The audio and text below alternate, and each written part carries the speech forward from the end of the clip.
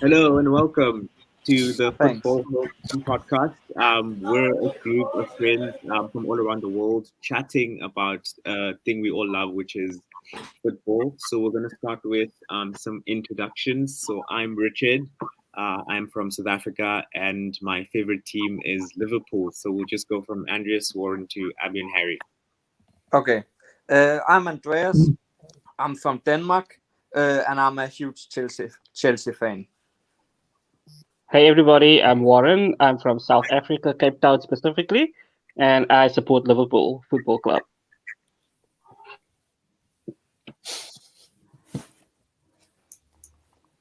Abdis, unmute yourself. Oh, sorry, it's me. I thought it was Harry first. Okay. Hi, my name is Abu. I'm from India. I'm a general Premier League fan, but a huge Ronaldo fanboy, so I see myself supporting Manchester United today. I'm also a Real Madrid fan, so also for Casemiro. I'm Harry. I'm from Ireland, and I'm a Manchester United fan. Unfortunately, half the time. Awesome. So this is our first podcast, and we're starting in game week 4. A bit abrupt, but so we're going to start off with this week's the game week 4's first game, which was Southampton versus Man United. We have a huge Man United fan in Harry. So, what are your thoughts on the formation, the game, all in all? We didn't really make too many changes from the Liverpool game, which is kind of to be expected and understood given the fact that we beat Liverpool 2-1. I think the combination at the back seemed to slowly be starting to gel between Varane and Martinez. Yeah. Still not convinced over Martinez. A lot of talk about him being too small, not having the physicality to compete in the Premier League. But so far, so good, apart from the Brentford game, but we won't talk about that. Probably should have won by a bit more. Rashford was kind of invisible at times. Still using Eriksen as a holding midfielder. I'm not sure where his best position is. It feels like they're just trying to fit a team around Eriksen rather than feeling their best team. Yeah. But that should change with Casemiro coming in now. He should hold that centre midfield role in front of the back four. Yeah, not the greatest score, but look good to get the win and keep on that momentum, that winning run. Yeah, I mean, watching the game, I thought it could have easily ended as a 1-1 or a 2-2. And I like that whole relationship Delo has with Bruno Fernandes on the right. I like the combination. It was awesome to see Casemiro getting on. I hate Real Madrid, so I was fucking pissed off. And we have a fucking Real Madrid fan here in Abdis. Thoughts on seeing Casemiro play for a different team? I mean, it hurts. It hurts like crazy because, after Ramos left, the only bad boy we had in our team was Casemiro. And when you looked at Casemiro with the passion that he plays, you always thought that, you know what, after Ramos, this is the guy that probably will lead Real Madrid. So for him to leave like that, it definitely hurt. Is it a betrayal? No, because he was nothing but disrespectful. He won everything there was possibly to win for Real Madrid. And I think he earned the right to decide his future. And I think monetarily, that was a very sound decision for him as well, because Real Madrid bought him Tchouaméni. So ultimately, Casemiro was going to be replaced maybe in a season, 2, 3, who knows. But he would have ultimately become redundant. And at that time, his market value would have been very low. So it was very wise for him to leave right now, especially when Manchester United could use a player like him. Yeah, I think overall it was a fun game. So congratulations to Man United for that win. Now we're going to be jumping to Andreas's strong point in the Blues Chelsea, and it was actually blue versus blue in Leicester City as well. So thoughts on that, Andreas? Yeah, I'm happy that Sterling got two goals. That was, I mean, as it is right now, Sterling is probably our best bet at being the goal scorer.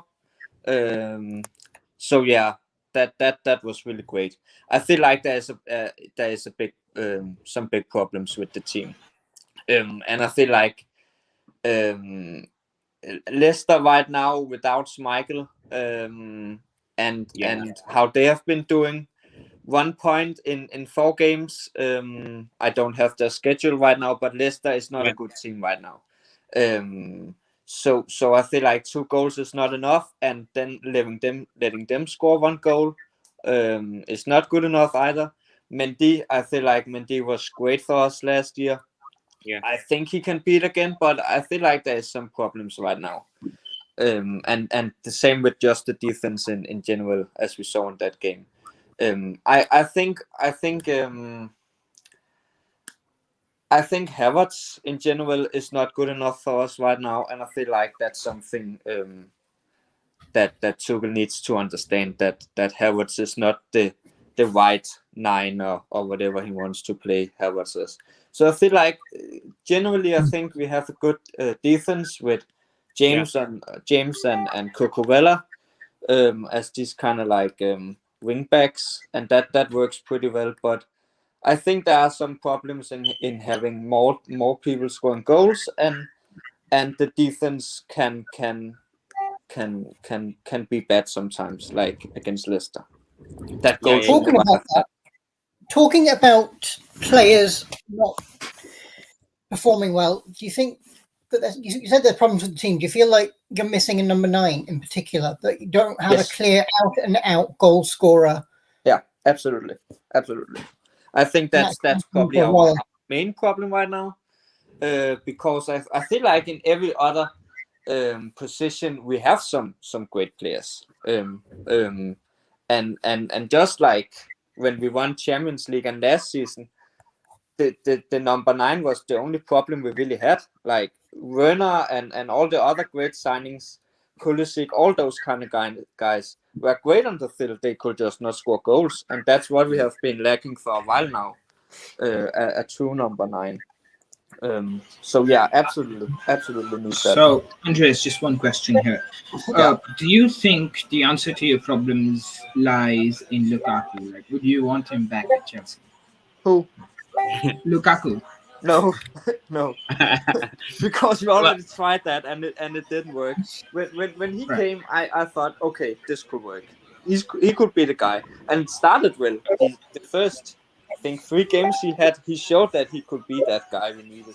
But after that, he just fell down. And so let's just say tomorrow Real Madrid go through an awful crisis, right? And they have to offload players because everybody knows the La Liga FFP rules this season have been very rigid, and some for some very bad reason, God forbid, Real Madrid have to offload Karim Benzema. Do you think Karim Benzema would be an appropriate fit at Chelsea?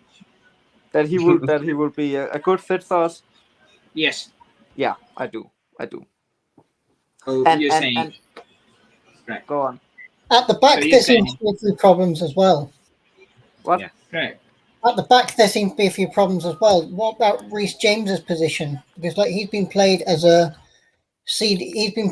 centre back, but he's primarily a right back. Yeah, and I think that's weird. I think that's weird because in my fantasy land, James is on one side and Cucurella is on the other side. That's how it should be. That's those wing backs.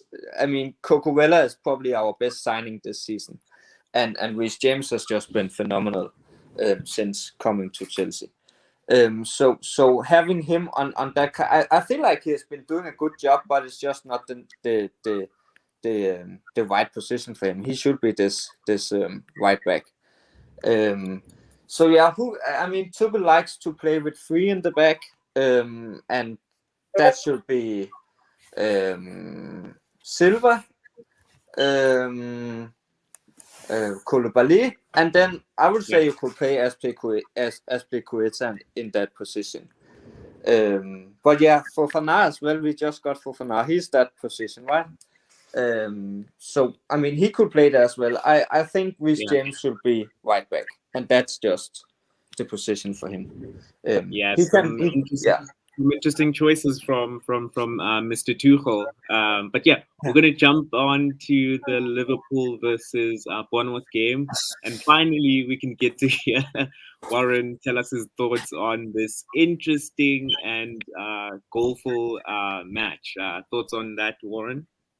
Oh yeah, so I think every Liverpool fan was like jumping out of their skin when this match kicked off minute Yeah. number 2 and the first goal went in.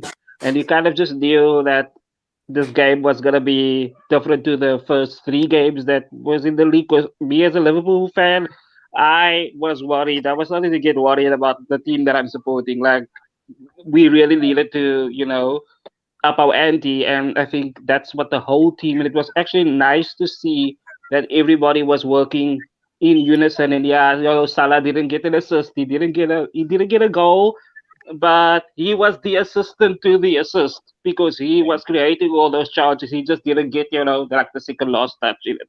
But I think overall, like 7 different people scored, like 6 different people scored.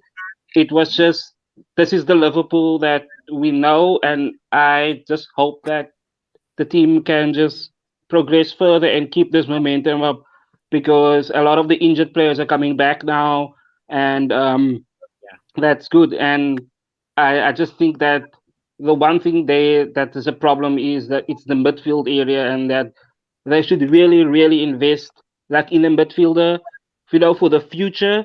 I know this transfer window is like closing in 2 days, so I don't think it's happening this time around, but something definitely to consider for January maybe, and start putting out feelers now already. But I mean, that's just my opinion. But it was a great game, and the backlash of the Bournemouth coach getting sacked as a result of this is just wow. I'm stunned. What do you Yeah. think? So, What do you think of Salah at the moment? He seems to be struggling. 9 goals, and Salah didn't get one. Like I said, I don't think Salah.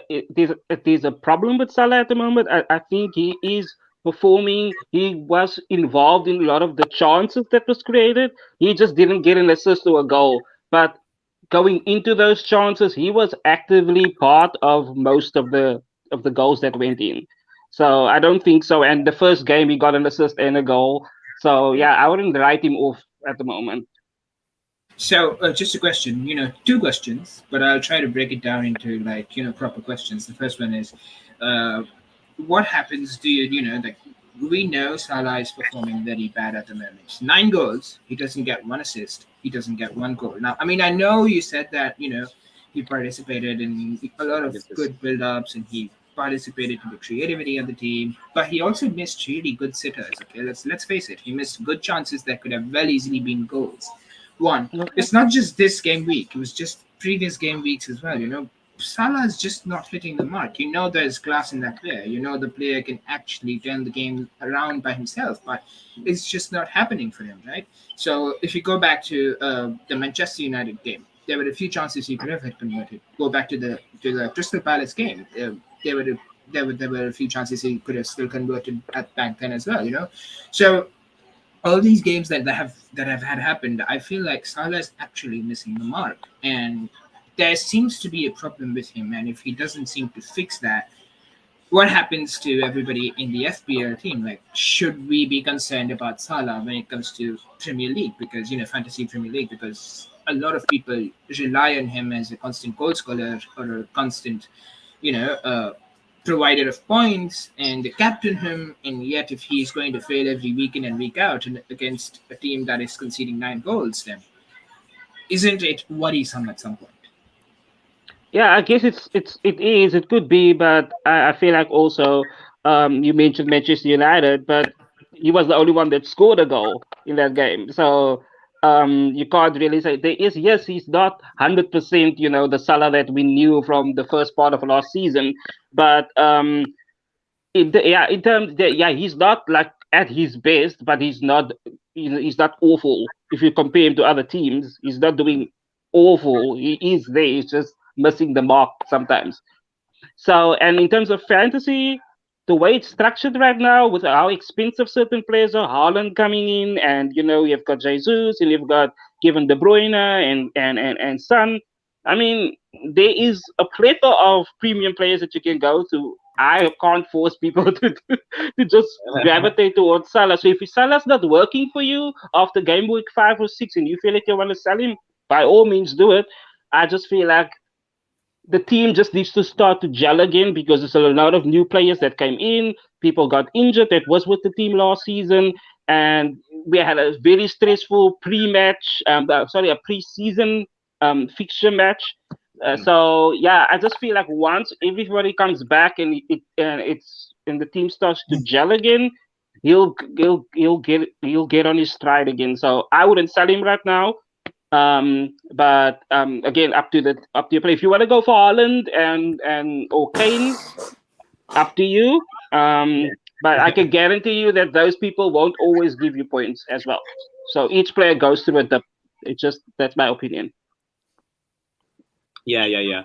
We shouldn't be too harsh on Salah. I mean, I think in these 4 game weeks, I think he's gotten about a total of 24 points. So, I mean, he's not definitely one of the worst players you have out there. But yes, now we're going to jump to the Brighton versus Leeds game. It was quite an interesting game to watch because both teams were just, it seemed like the ball was really in the middle because there was a total of 6 shots that were shot. And then it's like Brighton made about 4 attempts to score, while Leeds made about 2 attempts. While it seemed like Leeds had a majority of the possession throughout the game. I found it interesting that obviously Brighton went the conservative route of using sort of like a 4-4-2, which is almost like a mid block type of formation, and then obviously Leeds under Jesse Marsh having a kind of a new identity with this 4-4-5-1 sort of like gameplay. If you guys watch the game, what are your thoughts on it? There are definitely 2 sides that have had a really good start to the season, actually. Yeah. Leeds beat Chelsea 3-0 last week. Sorry, Andreas, I know that must be a sore point. But Brighton have actually also done well. I think they're in the top 4 or something at the moment, are they? But they've had a really good start to the season under Graham Potter for whatever reason. Yeah, I mean, Graham Potter is probably one of the best, if not the best, sort of like English manager on the planet right now. Yeah. If I can say something, Brighton is just great, and I feel like every season people don't really talk that much about Brighton, and I feel like every season they end up doing pretty well. Like defensive, I don't have the specific what's the word? Statistics. Yes, statistics. Yeah. But yeah, Brighton is usually pretty good defensive wise. And that's just what this. I don't think I saw this game, but just looking at stats, seeing Leeds, who has Harrison, and who's the other one, Rodrigo in midfield, I think. Yeah. Both of them are absolutely on the top in fantasy, and none of them scored or had assists because Leeds didn't score. And I think that just says a lot about Brighton, that they were able to keep the clean sheet against such a great offensive team as Leeds is right now. Yeah, they've gotten quite a few clean sheets, 2 wins and 2 draws, and then Pascal Gross got the man of the match. Now jumping onto another blue team, I know Jody, if he was here, huge Man City fan, and yeah, interesting game because obviously of how it started with Crystal Palace leading in the first half with 2 goals. And I mean, I was one that was very excited to see that because it's like, yes, City are dropping points because we don't want them to be winning it again. And then second half, what a shocker. They seem to be really good going forwards, but they're lacking that little bit in defence this season for whatever reason. Like Newcastle scored a couple against them last week. It was 3-3 or something, wasn't it? And then 2 this week to Palace. they're struggling just a little bit at the back at the moment for whatever reason. They're scoring. Then they don't have any issues scoring goals, but they do seem to be conceding a little, which is a little worrying for them. They may want to get a little bit of stability there at the back, try and fix that. It doesn't help that they're constantly switching the midfield, whether it's Gundogan or Bernardo or whoever. Calvin Phillips is out injured at the moment as well. He would be someone that would just sit in front of that back four. But they've done well in previous seasons with Rodrigo in front. But they've switched their defence a lot as well. It was Nathan Ake for a while, then it was John Stones, and Nathan Ake is injured also. So Warren. Yeah, Nathan Ake is injured, and also I do think that City is not the, what's the word I want to use? They're not the iron fist team at the moment. To like Gary said, they are conceding a lot of goals. It was evident in their first few games. I mean, Bournemouth, we'll not talk about we can't compare that to the other games, but they've conceded in the last 2 games, 3 to Newcastle, 2 to Palace, and 1 was an own goal, which you don't regularly see from Manchester City. Yes. I do believe that I would prefer Bernardo Silva over Gundogan. Is that how you say his name? But I think it's a good thing that Bernardo is staying at City, because he seems to be, besides Holland, obviously, the one that's, centering the team when it comes to, driving them forward and getting them, in from behind and getting them ahead in games. So I do feel like Pep should really invest more time with Bernardo Silva, giving him more play time, so that they don't get themselves in the situations that they have in the last 2 games. Yeah, I think you're pretty much spot on that. And what are guys' thoughts on Haaland as a player there that City bought? I mean, look at him scoring 3 goals. I mean, is it he's this settling good? in really well. Yeah. He's settling in really well to Premier League. He's scoring goals for fun at this stage. And he's linking up well with Foden and De Bruyne. He's got good players around him. He's got the likes of Foden. He's got the likes of Bernardo. He's got the likes of Phil Foden, Kevin De Bruyne. He's got those players around him that are skillful, that are quality, that can give him the ball. And I think that helped, but he's really settling in well. My only concern with Holland is that if you look at that match, if it wasn't for Holland, they wouldn't have won that game. So what happens if something happens to Holland? That's just my one qualm with Manchester City at the moment. Like, what happens to that team if something, God forbid, something happens to Holland down the road? They've got to play Champions League, they've got to play Carabao Cup, they're going to play FA Cup next year, whatever. So I'm just saying the fixtures are going to come. World Cup is coming. That's something that they might have to maybe consider, putting him in a little box and putting the cotton wool in and making sure nothing happens to him, because I'm just worried what's going to happen to City if he's not there.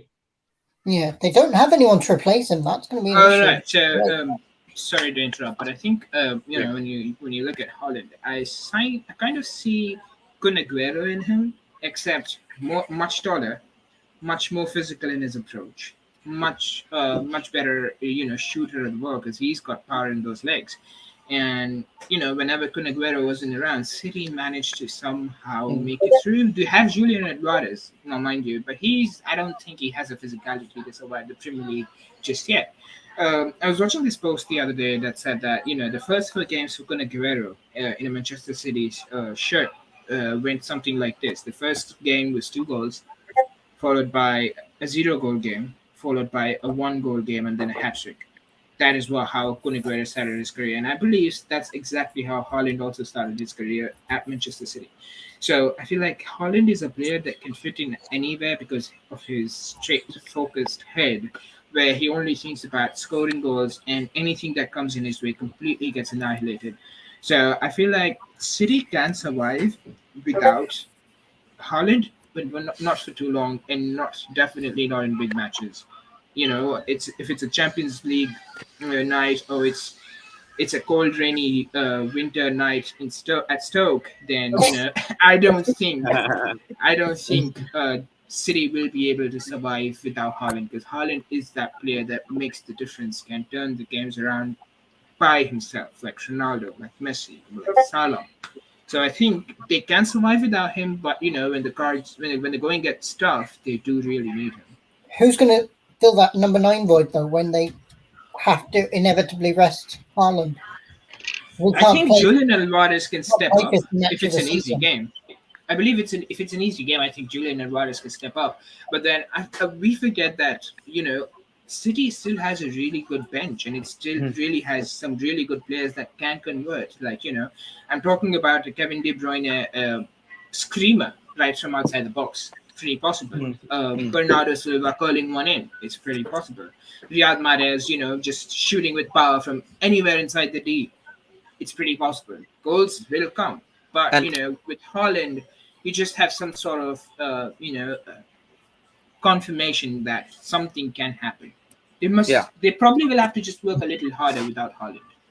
They won't have it. They don't have anyone to lead the line though. In the absence of Haaland, if Haaland gets injured, if Haaland is rested because they have a Champions League game on Wednesday night and it's a Saturday 5 o'clock kickoff,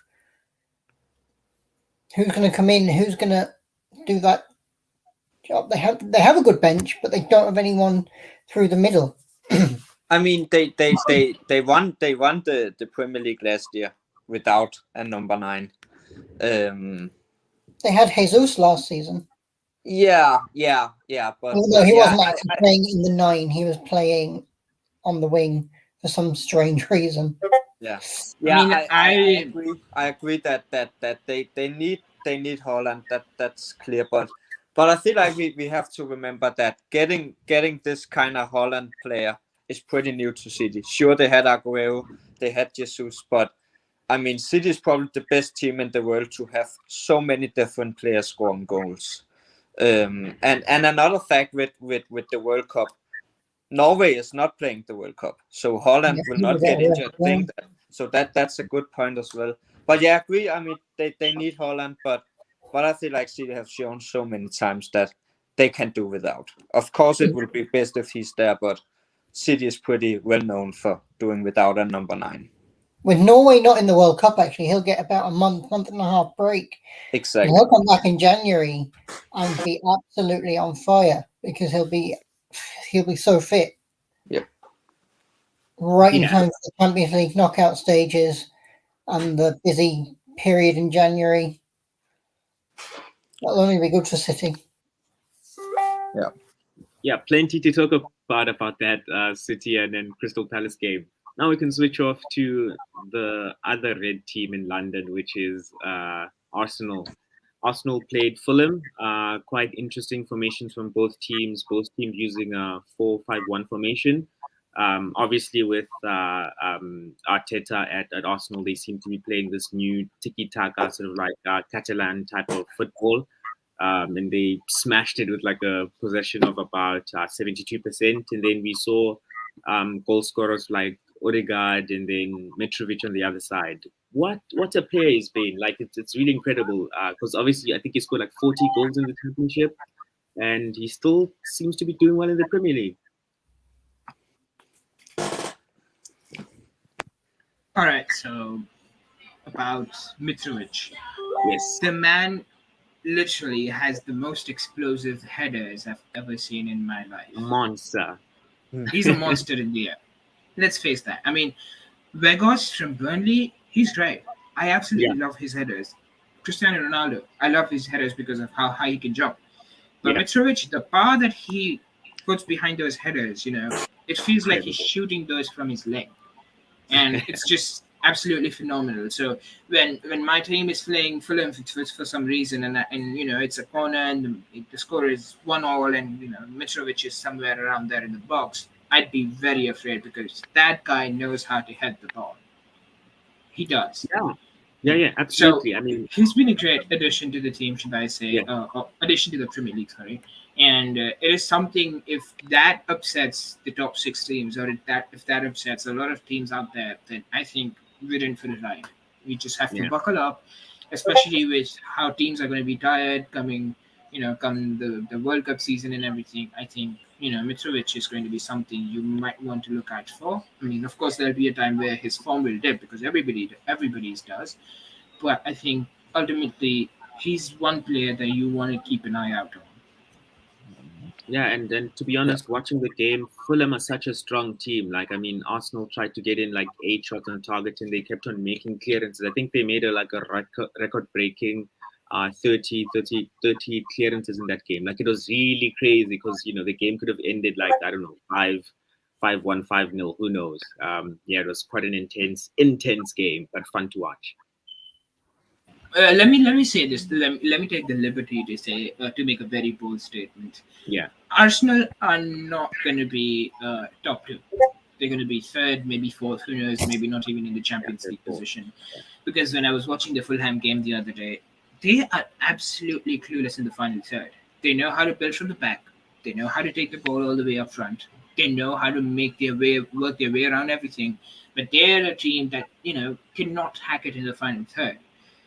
That team screams inexperience. You can literally see what they're up to in the final third, and you can tell, listen, that would have been a better pass if he did it that way. 1. 2, I think they are underutilizing Martin Odegaard.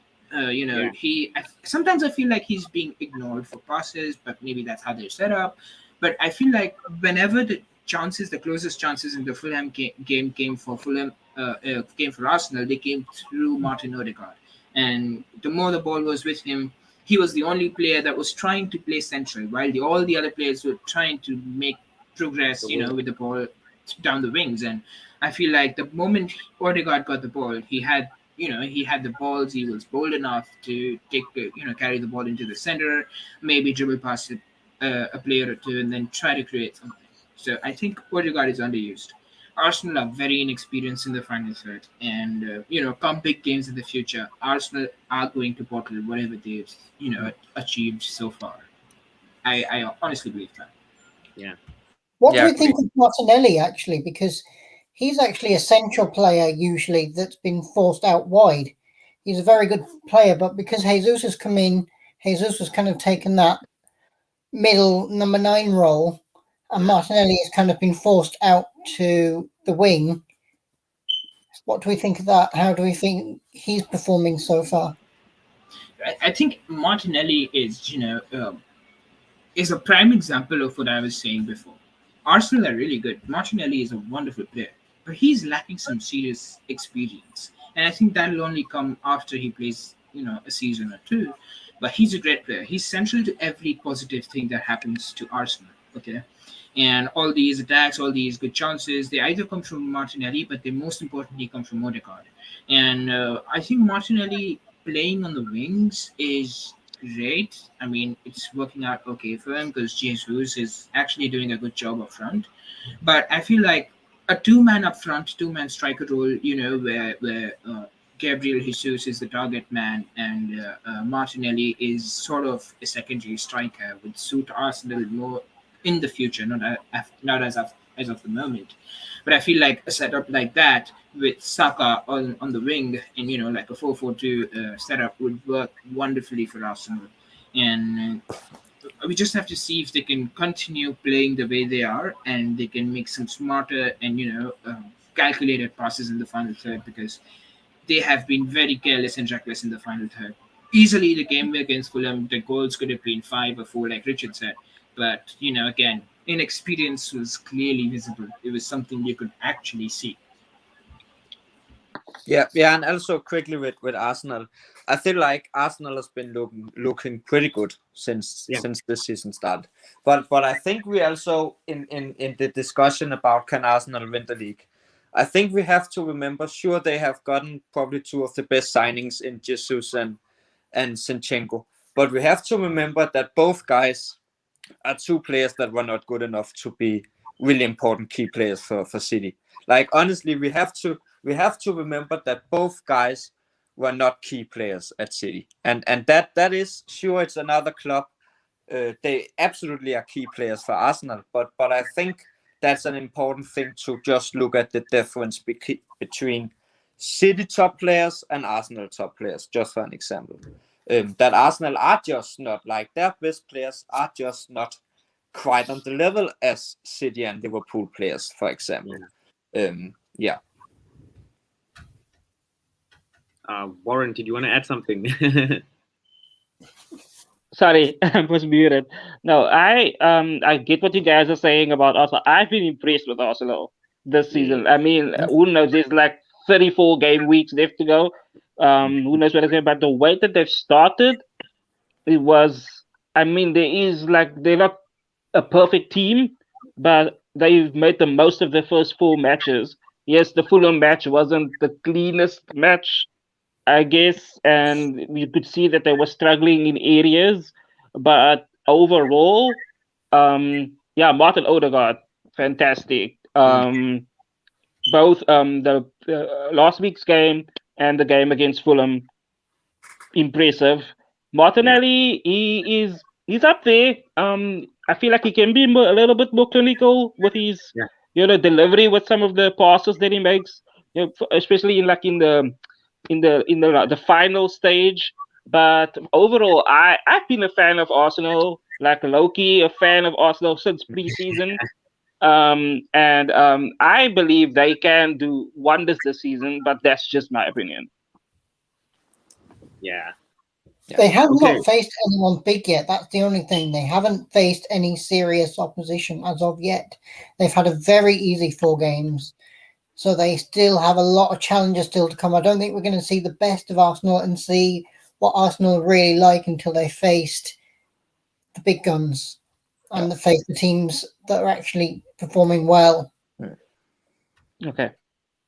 Yeah, awesome opinion. So now we're going to be jumping to the Brentford versus Everton game. Quite interesting. Brentford was using the 4-3-3 formation, then Everton used the 3-4-3 formation.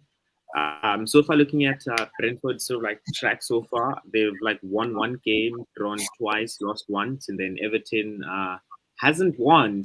So that's something I'm happy about because Frank Lampard is obviously managing them. So anything bad happening to someone that's from Chelsea, that's good news. But yeah, it seemed like Brentford dominated possession in the game, and Brentford have been doing quite well. I mean, on average, they've been scoring about 2 goals every game. So this time they weren't so lucky. And then for Everton, a new player from the academy scored. Anthony Gordon, who became man of the match. So lovely seeing. I mean, Frank Lampard is known with doing a good job with bringing kids from the academy. We saw what he did with Chelsea when they had a transfer ban. They performed decently in the league. So that's something positive coming from the Everton side of things, if any. Yeah. I'm really impressed with Brentford so far. I think most people can agree that we were really nervous when Eriksen left because I'm willing to bet any money ever that they will have been relegated if Eriksen didn't come to them last season. So him leaving, I was really nervous, worried about Brentford, but they have really showed they actually can do really well and have been doing really well so far. With Damsgaard also coming in on the team, have not really played yet, but I think when he really gets starting and that kind of stuff, I think they can be even better offensive. So yeah. Aptis, Harry, any cool thoughts on that one? Just the only thing is that Everton just lack that clinicality at the moment. They're just not clinical. They have a very good back 4 or back 5, even whatever they use. But they're just struggling up front. That clinicalness. I know Dominic Calvert-Lewin is injured at the moment. Anthony Gordon is good, but he's just not top quality striker. And there's no one really in midfield that can provide much, and that's where they're struggling a little bit. They're not being clinical. They're not putting away chances. I think it comes from a lack of that midfield, a lack of creativity in there, maybe. And I think they would want to try and get someone else in if they can. I think Warren said he wants to be added back. He'll pop up in the background, and I'll add him on the chat. All right, great. with that being said, I think when I was setting up my FPL team when before the season started, I was very afraid of actually putting Tony in up on the front line because I was considering him pretty much. But with Ericsson leaving, I thought Brentford would probably lose their touch because let's face it, Ericsson's one ball can really do some damage. One great ball from Ericsson can do some real great damage, yeah? Yeah. But they proved me wrong. Brentford are a team that are actually putting in some effort. They're actually playing the game like it is supposed to be played. They're physical, they're creative. The only problem is, at some point in time, we forget that all these big clubs, the top six clubs and all them, they have a lot of money and they can bring in world-class players. But Brentford, with a very minimal amount of budget, I think they're doing wonders for where they are right now. And I think they are one team that I really, really admire alongside Nottingham Forest. Yeah, I mean, another thing we should remember is that obviously Everton lost Richarlison was really the guy that was helping them, sort of like score goals. Even though I hate the player, I mean, I hate everyone from Everton, to be honest, living up to the Liverpool side of things. But yeah, I mean, good riddance to bad rubbish. But looks like his non-existence in Everton is really putting them in the back end of things. Yeah, I think we can now jump onto the Wolves versus Newcastle game. Oil money, oil money, oil money. Is it working for them after this draw? Who knows? Yeah, I can start. I'm actually pretty surprised about that result. Because Newcastle has been looking really good. And I feel like Wolves is like a team that I don't remember the exact players, but I remember looking at the transfers and was like, okay, they are selling a lot of players, but they are not really getting anyone in instead. And I have seen that on in the matches that Wolves lacks something. They are not the same team that used to be 8th or 9th in the table that they were a few seasons ago.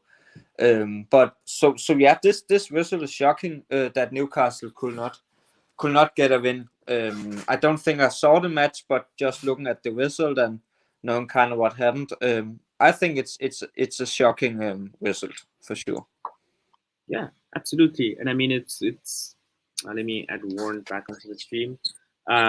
Yeah, I mean, Alanson Maximov, what an amazing signing. I've said this to many people. I think Liverpool should probably consider buying the guy. I mean, not that we need him, but anyone should buy him for like 60. I wouldn't be surprised if he went out for like 60 or 100 million. Because he's such a top class player. Yeah. Incredible dribbler. Like, what can't he do? Yeah, Maximin is amazing. And I feel like just Newcastle in general has a really, really good team. Just getting Trippier, I think that's how you pronounce it. That's just a great signing. I mean, really, really great for a team at the size of Newcastle, getting a signing like that, having Maximin, that amazing team, like really great. And it's only going to be better with all the oil money. Yeah. I mean, Maximin is a great player.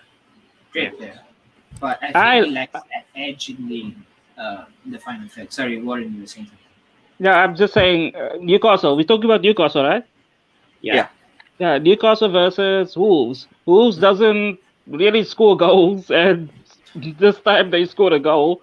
And wow, can I just say, Alanson Maximin is a gem of a player that they need to hold on to for as long as they can, because that man can dribble, he can run, he can, he's fast, he's strong, and wow, just wow. And like you said with the signings, Nick Pope, that guy in between those sticks, best signing that they could have made alongside with Trippier last season. I'm just concerned with Trippier being injured, and which is good news for if you're a Liverpool fan for the match coming up.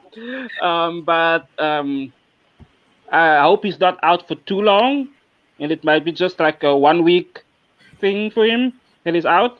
But Trippier, I mean, what a free kicker! Come on. I think Newcastle is going to do well. I just think they had a really bad day on Sunday with the Wolves, and Wolves really surprised everybody for the fact that they could actually score a goal this season. But I mean, every team has their off day. I mean, it happened with Manchester City last week. So we'll see what happens in the coming fixtures. But I think Newcastle is gonna do better than they did last season, for sure. Absolutely, good point on that one. And Abdus, do you want to say something? No, I mean, I feel like Maximin is a great player. I enjoy watching him. I don't think he has it in him to turn the games around by himself. He lacks that clinical edge in the final third. And if I can take the liberty to say this, I think he's just Adama Traore Pro Max. Does that make sense? Yeah, absolutely. Like a clone. And didn't he go off? Yeah, didn't he go off with the hamstring issue on Sunday at the end? Yes, towards the end. Yes, after he scored that volley, he did. Yeah, and you're saying that he doesn't have the capacity to turn games around. Well, he did it on Sunday, so. Against Wolves, to be fair. Yeah. I'm just saying. You're saying that he can't do it, but he just proved you wrong. He can't do it. No, he's not doing this week in and week out. You know. Yeah. And, if you look at Salah, what makes Salah that great is that he has the capability to turn games around. Holland can do that. Ronaldo can do that. But can Saint-Maximin do that? If the cards are down, do you really want Saint-Maximin over Salah or Ronaldo or Messi or Neymar or any of those great players out there? Do you? Time will tell. I actually think he can, to be honest. It's a long season, yeah. I think you guys are just overrating him. He's just overrated at the moment, from what I can tell. Interesting, unpopular opinion. Yeah, some interesting hot takes from Abdus on that side.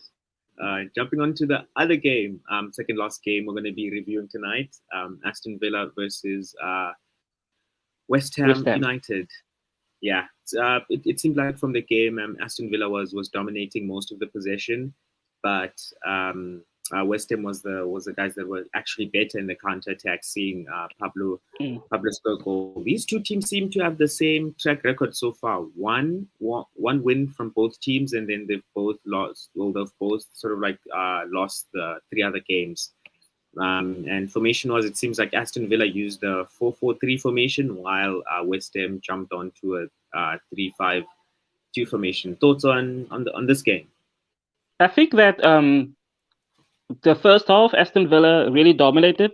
In fact, they had control over the ball for the majority of that first half. They had the most chances to actually get a ball into. I think the actual goal that was overruled was in the first half, if I remember correctly. Yes. And when it was kicked from the corner, and I just feel like they ran out of steam towards the third half of the game, and Coutinho getting injured, because he was the one that actually did also all those little passes into the penalty area for them to get the chances. And when he went off, Pendua couldn't do any. He didn't have that same effect on the game. And I feel like towards the end, Aston Villa just ran out of steam. And I'm actually very worried for that team, because if they don't turn it around, then they might be in trouble. Whereas West Ham is just finding their momentum now. So it's like the tales of two different worlds at the moment with these two teams, because the one was down rock bottom and they slowly crawling their way up, and the other one was at the top and now they slowly falling down. And if they don't find a safety net for themselves, they're going to be in trouble. I just feel like Steven Gerrard, he might be the next manager that has to maybe just think about what's happening with the way that the Premier League is sacking people left, right, and center. Yeah, I agree with that. I think it's pretty interesting if we look at all the teams in Premier League.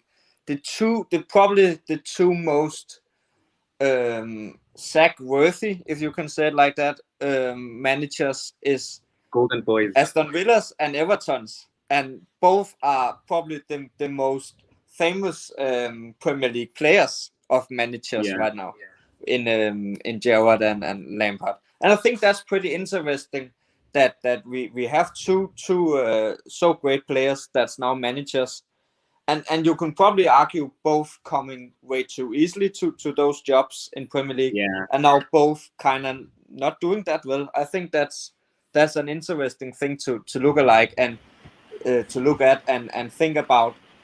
Did they probably get to these jobs too easy? Was it would they have gotten this easy to these jobs if they did not have the names they had as players? So you make an absolutely wonderful point, Andreas, but you're mistaken there. There's not two but three managers in the BL right now that are actually great as players, and now they're performing as managers. It's Frank Lampard from Everton. It's Steven Gerrard that's managing Aston Villa, and then we have Patrick Vieira that's managing Crystal Palace. True.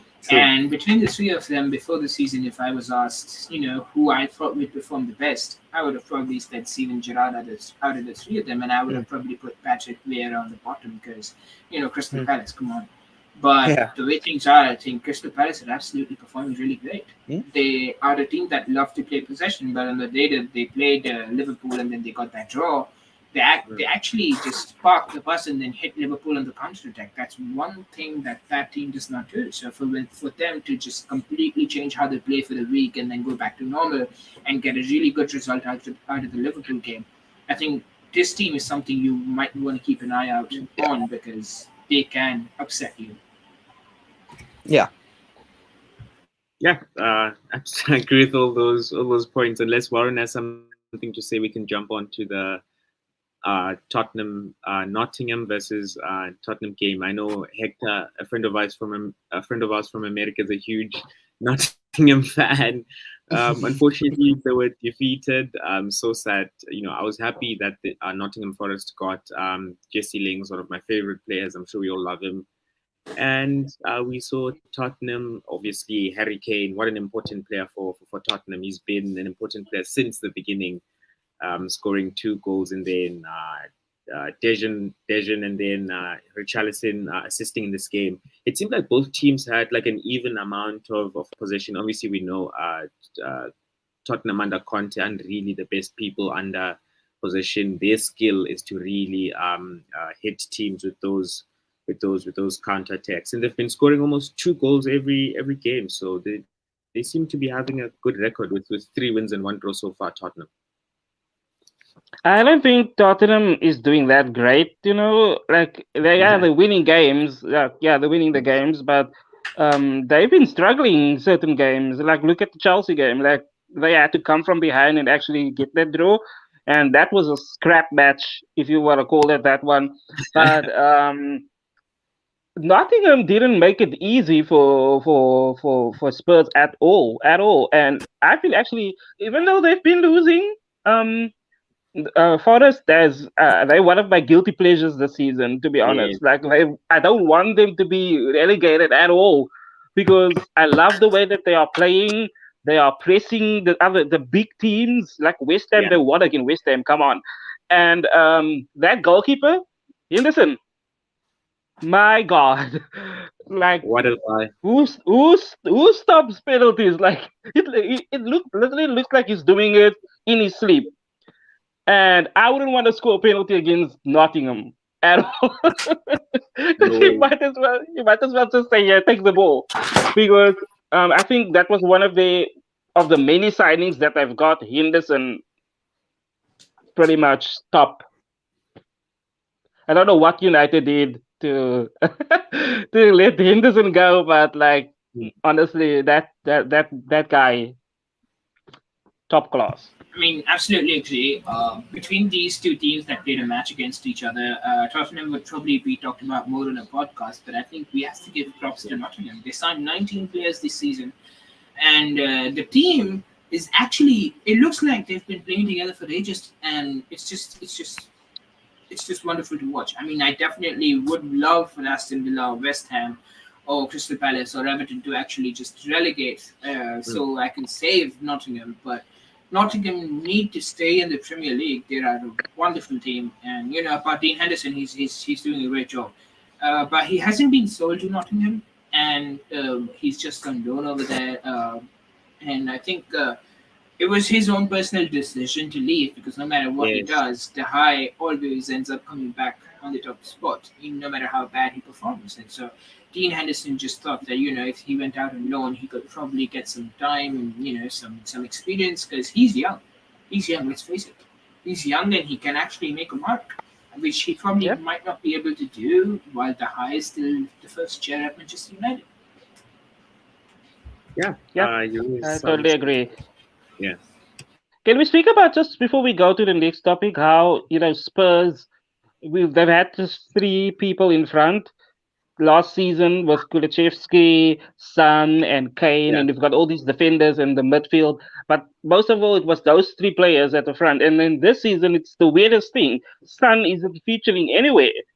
Yeah. And I mean, Sunday was his 7-year anniversary at the club, and he's still, it's 4 games in, and he was like joined Golden Boot person last season, and he still hasn't got one single assist, one single goal to his name this season, which is worrisome if you're like a Spurs fan. Like, what's going on with Son? I mean, Kane is there scoring all the goals. If they don't have Kane, I mean, I don't know what Spurs is gonna do. Yeah, can I say something with Spurs? Yeah. You're absolutely right. I didn't actually notice, but I heard someone talk about it, and then I looked into it. And Son has not been doing well this season so far, at all. And then I looked into it, and Son actually, through his career, has had this kind of moments where he's in a good phase, and then some months he is not good, and so Son has been. Like, when Son is good, he's probably top 5 in the world. Yes. But when he's not in those phases of his career, then he is like, he can make assists sometimes and maybe a few goals, but nothing special. And it's interesting to see if he is in one of those phases right now, or is Son just completely going the wrong way and like out of his prime? And that's going to be interesting seeing. But not good for Spurs, because I don't think I'm offending anyone if I'm saying that Kane and Son is probably the most important players in Spurs, and I don't think Spurs will get many goals this season without those 2. So not good for them.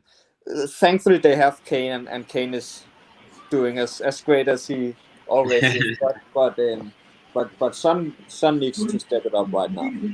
I mean, you're right, Andreas, completely. I mean, but I feel like players like Salah and Son, they're great players. Okay, they have bad days, they have bad patches, but the class never dies. Okay, class is permanent. If you're a classy player, the class is going to be permanent. To quote Ole Gunnar Solskjaer, it's like a ketchup bottle. Like, you have to sometimes tap on the back, and you still won't get nothing. But ultimately, it just comes out too much at one point in time. Like he said with Alexis Sanchez, which never happened, sadly. But Son and Salah are players that can be compared to a ketchup bottle. Sometimes you hit on the back and nothing happens. Yeah. I guess with that, we'll jump on to a much fun topic to talk about, which is transfers. I mean, like Warren said, the transfer window is gonna be closing in the next 1 or 2 days, and I hope Liverpool makes an important midfield buy. But I'm seeing the people in the midfield that were injured are now coming back, so maybe the buy is not necessary. But I mean, if you have the money, why don't you spend it? Warren, I'll let you listen to the topic. Okay, so yeah, transfers has been, hot topics for the last couple of months since the window opened in August, and I think end of July, or I can't remember when it opened, July, August, whatever. But I think right now the 2 or the biggest one was Wesley Fofana, because that has been it was one of the most longest, and the Anthony deal for Manchester United, the longest 2 deals in the history of transfers. I don't know why it's been dragged out so long, but it looks like Wesley Fofana is gonna go to he's done his medical and everything like that. Don't know why it was done in New York for some reason, but it was done in New York for some reason, and it looks like he's going to be unveiled at Chelsea's match today, and as the player, and I think Anthony's going to United. What are you guys' thoughts on these two players? Can I say something quick? Yeah. I don't know this, but I think maybe it has something, the Tottenham thing with New York. I think it has something to do with the owners of Chelsea being American. That's the only Okay. idea. Well, that I have, makes but sense. I don't know. I don't know. It's just what I Yeah, assume it could be. that makes total sense. Yeah. Do you think that Fofana going to Chelsea is a good thing? Yeah, I think the way Tuchel wants to play with three in the back, I think we need more than just Koulibaly. When I heard we got Koulibaly, I was like, this is great, but because he wants to play with three, we need one more, and that's Fofana. And so yeah, I think that's a really good thing. I think Tuchel has showed that he is pretty good at making sure the defense is working, and I think he since we lost Christensen and Rudiger, I think it's good that we now have two to replace them. That I will say maybe better, but at least on same level as those two. So yeah, I think that's a really good deal for us. Yeah. Warren, you're on mute. Yeah, Yeah. sorry. I just. What do you think of Evdes? What do you think about Anthony going to Man United? Where do you think he's gonna fit into that team? I think that's a wonderful transfer. United are lacking someone on the wings. If you look at how good United are, the only thing they're lacking is defense and attack and midfield, maybe goalkeeping. That's basically everything. So for them to sign Casemiro, I think that's working on their defense. Their fullbacks are now great, with Malaysia being such a defensive piece and Dallo being so great, so good and creative with the attacking options. The only problem I think United have is on the wings, with Sancho and Rashford not performing. They have a problem with creativity, and on the wings, it's like just giving them the ball is like giving the ball to someone dead wood, because nothing's going to happen from there. So I think Anthony brings in the creativity. He brings in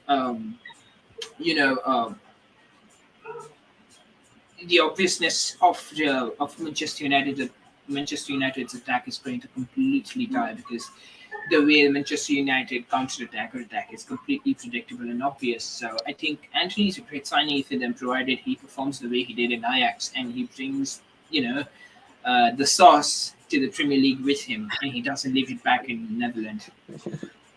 Yeah, and it's quite interesting because I'm looking at the ages of these players. I mean, Fofana's like 22, and then Anthony's like around 20 or something, and they're like getting bought for like 72 million, 86 million. It's like, I wish I was a fucking football player, because that was the easy money. Yeah, it's insane. I mean, I think we could use a whole episode just talking about the craziness of money and football today. But yeah, that it's insane. Like it's really insane. It's yeah. The other transfer that happened this week was also Lucas. How do you spell his name? Paqueta, that joined West Ham. I don't know. Yeah, so he came from OL. I think it's Olympia. And Yes. what do you think about Richard, about this signing to West Ham? Do you think it's going to help them? I'd be lying if I told you that I know the player or what position he plays. not too familiar with the player, but what position? Do you know the position?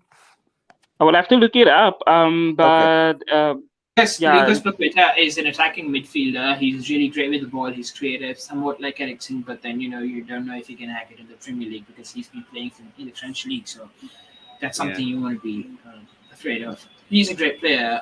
He was linked with Madrid quite a few times, but at the end of the day, can you really trust a guy like that? That's I think yeah, without knowing much about him, I think just in general, them signing players, I think is really good, because they have really been lacking, and that's not something we are used to seeing from West Ham. the last couple of seasons that they are lacking so much. So yeah, I think just and I think they have only scored one goal, right? Yeah, from Which was the against last game. Yeah, so no matter if he works or not, it's nice seeing that they know they have a problem there and they are actually trying to fix it. Yeah. The other big transfer that came through was Martin Dubravka, that came from Newcastle that's going to Manchester United. Um, which makes sense because they signed Nick Pope, and people assume that Nick Pope would be the second goalkeeper since Martin Dubravka was the first goalkeeper all season last season, which came as a shock when the first game came and Newcastle was like, oh, we're putting Pope in between the sticks, and which is a good move for them. So it makes sense that he went over to Manchester United. My question is just, do you guys think that Martin Dubravka is really going to get any chances with David De Gea there at Manchester United? Do you think it was a good move for him to go there? I think yeah, go on. Sorry. Oh, go on. Okay. So I think it's an absolutely wonderful move because David De Gea is Spain's first goalkeeper. So come December, they'll all be going to the World Cup. And when the players come back, everybody is going to be extremely fatigued. That's when Dubravka steps in and he takes care of the games, especially when he's been Newcastle's goalkeeper and he's experienced. So you that's not a player you want to use week in and week out. You just want to put him between the sticks when it is absolutely necessary for someone to be there. And I think it's a great signing. Dean Henderson would have done a great job, but then he's at Nottingham, so I think Dubravka was a necessity for Manchester United. I don't know if this is unpopular or not, but I think it's time that they need something different than De Gea. I think he time after time shows that he's just not on that level anymore. Yes. And so is Dubravka the right choice? I don't know, but I think it's a good decision, at least giving him a chance. And I hope they are actually trying to use him, because I just think the Gea is not there anymore.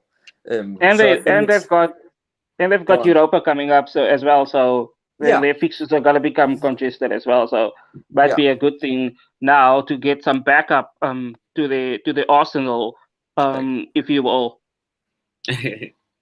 Richard, do you have anything to add about Martin Dubravka moving to Manchester United? Yeah, I think it goes with what type of goalkeeper Erik ten Hag would want, because of how his style of football is, playing around from the back with those centre backs sort of like opening up. And, we've seen De Bruyne, De Gea not really doing well in those situations, especially with Maguire as the centre back there. And it would be nice to have someone that can actually have more accurate long balls to maybe those right or left wingers and make a quick counter attack, just as a different way to play football. So I think it's a great variation. It's always nice to have variation, and hopefully it goes well for them. The other big transfer news deal that's been hanging, it hasn't been finalized, is again with Chelsea. They've got all their fingers in the transfer pot, and it seems to be like a struggle to just pull the player over for some reason. And that is with Pierre Aubameyang, that was formerly from Arsenal, that went to Barcelona, and now seems like he's coming back to the Premier League. I know, Andreas, you're this big Chelsea supporter. Do you think that the deal is actually going to go through? And if it does go through, how do you think Pierre Aubameyang, is he that striker that Chelsea needs to get them over the line in these tough matches, all these matches that they've been struggling in? Yeah. So the thing is, I have heard, and this is just rumors for crazy Chelsea fans like me. But I have heard that right now it looks like it's going to be Aubameyang, Zaha from Palace, or Neymar. And Neymar is right now a rumor, as well as Zaha. So my thing is, I want one of those three. I really hope we get one of those three. I think, if I had to be honest, Aubameyang is the one I least want, because I think it's very inconsistent with him. Where I feel like Neymar is inconsistent because he's injured a lot, but as a player he's great. Same with Zaha. but if we get Aubameyang, I will not be against it. I think I just want us to get a player that can be the striker. But I'm just not confident that he will be the one that works, because I think he has been pretty inconsistent at Arsenal. When he's great, he's great, but yeah, I feel like there's been times where he has been inconsistent. And just looking at Barcelona, where it's not really working as well. But I will not be against it, because I think we really need that kind of player. But yeah, I will be okay with it. But I would prefer Zaha or Neymar. But I think Aubameyang is probably more likely to happen. So yeah. Yeah, I think even Fabrizio Romano said that there's a huge potential of Chelsea, mostly considering him over the other options, because he's more realistic option. And also, I mean, Chelsea has a huge number 9 curse. I mean, which number 9 has worked well? I mean, we have you guys have had Havertz jump into that position. He's done quite decently well, but obviously he's not a natural number 9 in that. So, so if I think that's I think that's a good point. Like, just look at Lukaku. Like, everyone is like, okay, this is going to be great, and it didn't work out. So I feel like that's you really, sure, we need that player, we really do, but you really need to be careful and make sure that this is the one working, because I don't think I can bear watching any more Lukaku situations.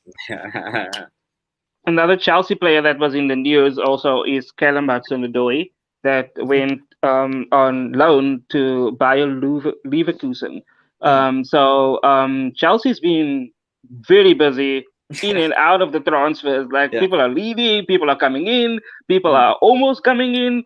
So it seems like Chelsea is one of the busiest teams besides Nottingham Forest. I mean, they're looking at number 20 right now. With Bolly from Wolves going over there.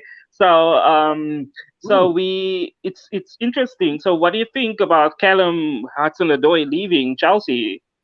I mean, he didn't get a lot of playtime, I think, last season. But with Chelsea also being in the Champions League now, and they will play Carabao Cup, what do you think that means for them? I think it's a tough situation, because we got a lot of players like him. We had Werner, we have Ziyech, we have Pulisic. Like this really talented young guys that kind of play like same position, not quite, but kind of like wing and right behind the attacker. And I think it's sad to see them not working, because I've seen Odoi play, and when he have played for us, it has not been perfect. Sure, you can absolutely argue it's because he has not got enough playing time, and that makes sense. But I think, looking at it from Odoi's side, I think this is a great move for him, getting to a little bit smaller club. Bayern Leverkusen is still playing Champions League, I think. So still a big team in Germany. So a little bit smaller, but still a big team where he can get a chance to really shine. And looking at it from us, I don't think he is going to play for us much. But I think it's worrying that we both lost Werner. Now we are getting him on loan away. I heard rumors about Ziyech to Ajax as well. I think it's worrying getting all of these guys away, because we need a bench. And sure, have they been playing amazing? No, but I mean, it's a pretty strong thing having Odoi and Ziyech on your bench. So getting all of these away is not a good thing, I think. I think doing it on loan, I think will be okay, because 1 year, and I don't think he's going to play much anyways. But as I said, I think it's worrying that we lose too much, because we need these guys on bench. One last. Anybody else? So one team that has been, like I mentioned before, is Nottingham Forest. They've had like a whopping 19 signings so Yeah. far, and they're going for number 20, which is Wally Bolly as the new centre back signing from Wolves. So whether it's a loan or a permanent deal, I'm not sure yet. But I mean, they just got what's this guy's name? Renan Lodi as well. They've got Emmanuel Dennis that was from Watford. So all these new players coming into this one team that's newly promoted. It's kind of shocking how well, like somebody mentioned earlier, how well they are playing together as a team. They're playing like people that's been playing together for years. But what do you think the strategy is behind Nottingham getting like almost 20 players into a team that might go down at the end of the season? Like obviously we don't know what's going to happen. I'm not cursing them. I'm saying they're going to get relegated. But is it a wise move for the club to be making that plethora of signings in one transfer window? I mean, January is coming up. Do you think it's wise to just pump the team full of new blood? I know they had a lot of people last season that was on loan to them, and which they lost players that went back to their original clubs. Do you think it's going to have an effect on the way that they perform going forward? Yeah, I do think Nottingham does seem like a team that really needs some defensive reinforcement, and I think Bolly, with his experience in the Premier League, he's almost like the perfect fit. And if you're a team like Nottingham Forest, and then you ask a player to join you, and they consider it, of course you're going to take a player. And I mean, if they hopefully they don't go down to get relegated, but I really do think if they have the money, they're really doing the best they can to make sure that they have quality players to keep them out of that relegation position. And yeah, can't stop trying. Abdus, you're also a Nottingham Forest supporter, and Yeah. with a little asterisk next to your name. But what do you think of the team? I know you said that they've worked well together, but all these signings, is it a good thing? Honestly, if you ask me, Nottingham are a team that haven't seen the Premier League in decades. They are just absolutely loving every second of them coming back to that Champions League. I think it's what 28 years. So now they have come back. They have won a lot of money for their promotion, and they think that whatever the team that they had was enough for second division, but it's not good enough for Premier League. So they're trying to build a team that can fight to at least stay alive this season in the Premier League.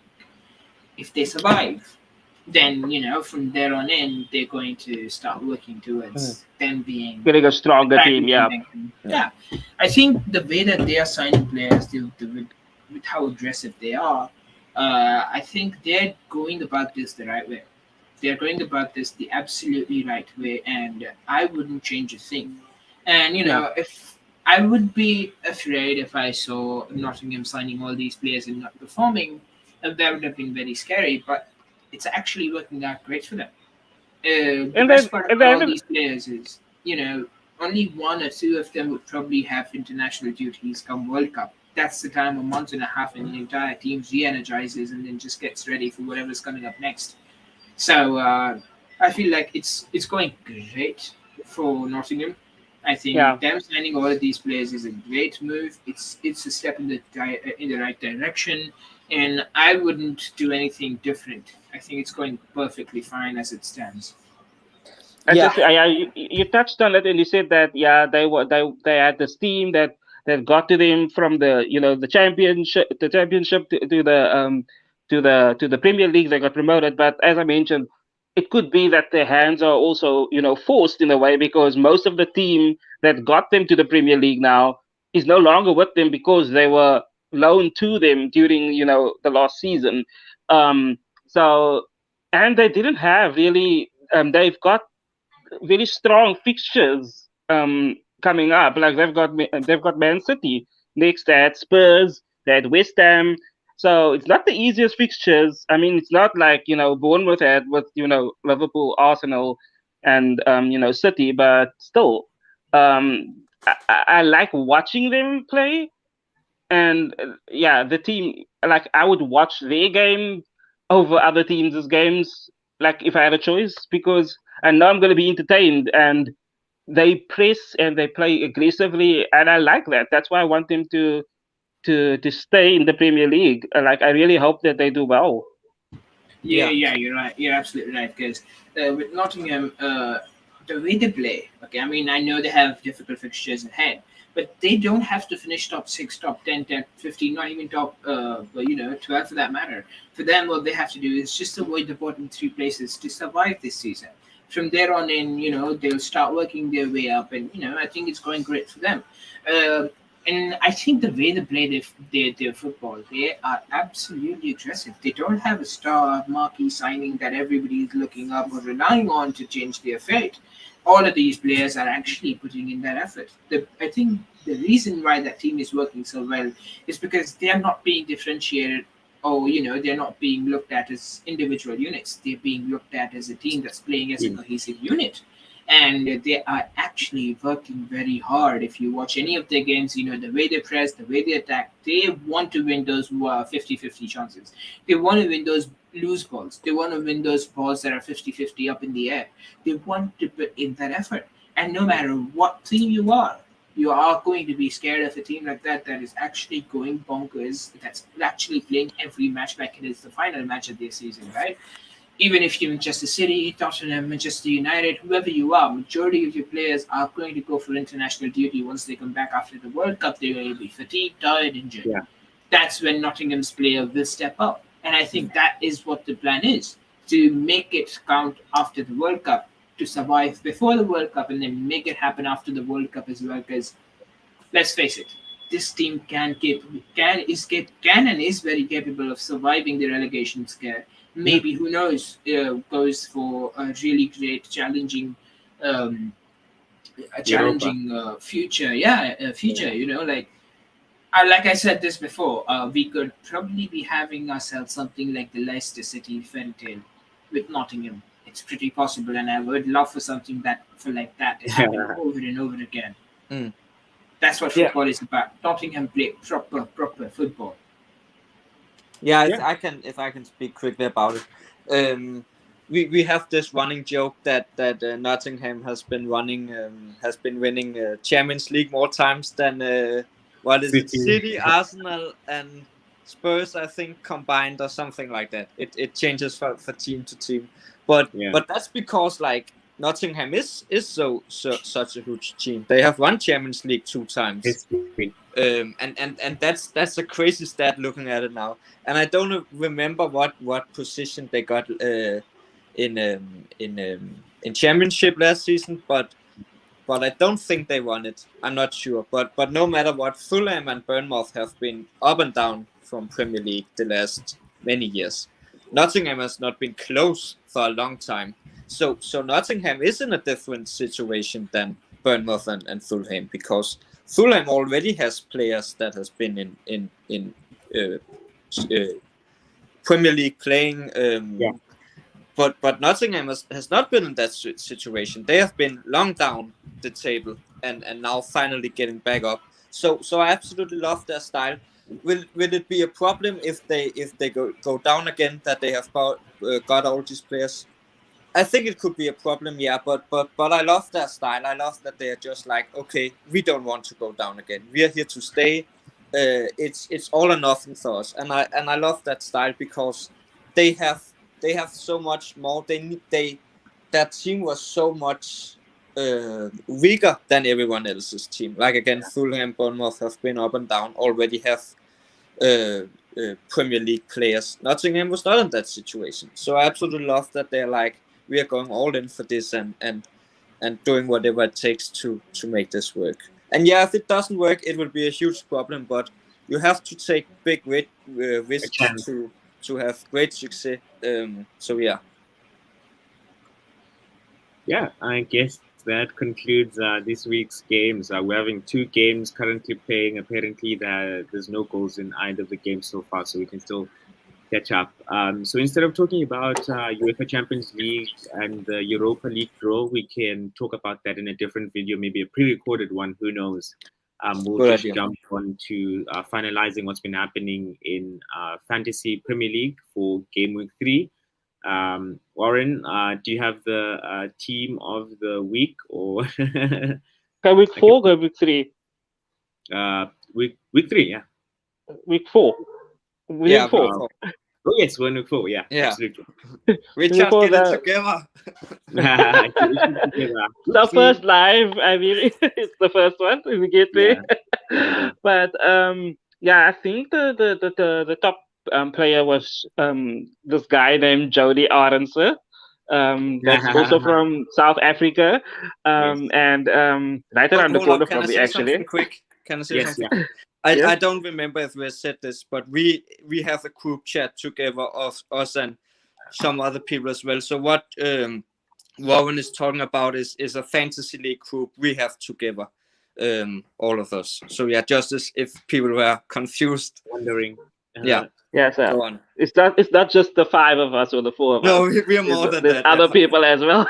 Yeah. But yeah, so Jody was the top scorer this week. He got like 70 odd points, which is incredible. And there was somebody else. You guys can just pronounce his name. Tiamo.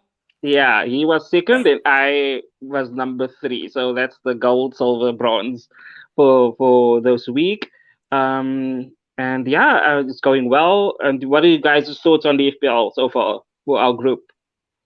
Yeah, it's been quite interesting so far. So as things stand for the first 4 game weeks, it seems like Jody, the Man City fan, is number 1 with 257 points.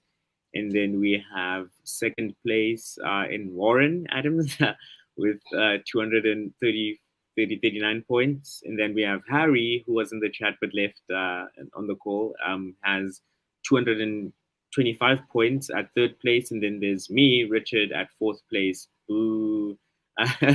with 213 points. And then following I think that, we should stop right by the ahead. Okay, let's not go any further. Yeah. Top 4, yes, Champions League positions. So Perfect. Central League positions. Don't need to shame the rest. Let's leave it at the top 4 Champions League position at the moment. Absolutely, love that. Exactly. Yeah, but it's FPL is like the league itself. It changes, as we know. I was on top week 1, week 3 I was on top, and now I'm back to second place. So anything can happen. And it was a weird week in terms of who actually got assets to score, like Firmino, and who knew?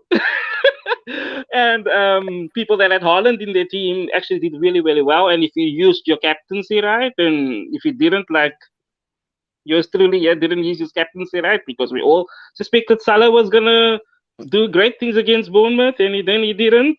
Then you drew on the short end of the stick, I guess. But I mean, let's see what happens this week. New fixtures, new games coming up, and in the next video we'll see how it shakes up. Yeah, good point. I mean, there's some top people to talk about. I mean, Van Dijk so obviously scored a goal, and that's scarce for a defender. Got 12 points, and then we have Trent, who was quite a huge figure in that game, who had about 15 points. And then Sterling from boring Chelsea got 12 points as well. And then Mr. Hat-trick himself, Haaland, scored, got 14 points for his team. And then, like you said, it was ridiculous to hear that someone triple captained Firmino. 327 people around the world. 327. Yeah. They had Triple the balls captain. to go ahead. Triple captain Firmino. Not just Firmino, people triple captain Trent after the first 3 games, which is it's shocking. They probably must have had a time machine. 327 of it. That's a huge number. Okay. Yeah, so hopefully the people made the right choices this week, and I know I went a different route this time around, and Salah, hopefully it works out for me. But I think the big contenders are Jesus, Haaland, De Bruyne, and Kane. I think now after his plethora of goals and then you've got obviously people that will stick with Salah and that go that route. I don't know if there's anybody else that stood out. Luis Diaz did really well this game week, 2 goals, and glad for Carvalho that's actually now also on the asset scoring sheet. And then if you've got Sterling, then I mean, good for you. And yeah, that match just started actually between Southampton and Chelsea. So I think I think it was a good week. And if you got average, then I guess you're on the right track. And if you didn't, then you've got work to do for yourself. Yeah, but it's been awesome, lovely chatting to you guys. What's that? Has it been There's a live Chelsea today? game. What's going on? Yeah, I'm watching it. I'm watching it right now. Ziyech is playing for some weird reason. I just talked about him. Oh, he's probably going to Ajax. Now he's playing. So never listen to anything I say on this podcast. It's just I never listen to you anyways. Okay. So yes, I think we did really, really well, and it was a lot of fun. Yeah, thank you guys for watching. Like, comment, and subscribe, and then we'll see you guys next week for more awesome content. Yes. Sounds great. Happy watching. Bye-bye. Bye.